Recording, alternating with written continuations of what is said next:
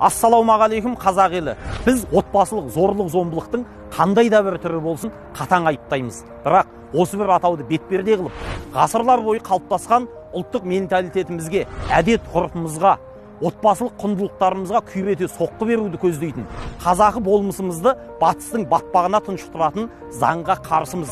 Бұл заң түбегейлі қабылданып кетпеу үшін барша қазақты үн қосуға шақырамыз. Егер бұл заңға жол берсек, біріншіден, сіз балаңыздың ата-анасы емес, жай ғана асыраушысы болып қаласыз. Екіншіден, ата-ана ретінде дауыс көтеріп қойсаңыз, балаңыздан бір жола айырылуыңыз мүмкін. Үшіншіден, ондай жағдайда балаңыз мемлекеттік мекемелердің емес, жекешеленген кризистік орталықтардың қарамағында болады. Төртіншіден, тұсау кесу, сүндеттеу секілді дәстүрлі әдет-ғұрыптарды балаңыздың рұқсатынсыз жасай алмайсыз.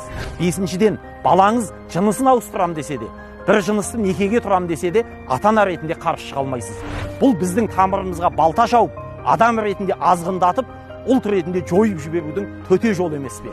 Алтыншыдан, отбасылық ішкі мәселелердің барлығы, ішер асыңыз, киер киіміңіз, беретін тәрбиеңіз, тіпті үлкенді кішілі ұрыс-керістеріңіздің барлығы мемлекеттік емес ұйымдардың бақылауында болады. Қысқасы, ыдыс аяғыңыз сықыр етсе, есігіңіз тықыр еткелі тұр. Сіз мұндай жұмыс ұйымдардың заң арқылы жанұяңызға кіріп, айрандай үйіп отқан отбасыңызды іркітте ертуін қалар ма едіңіз?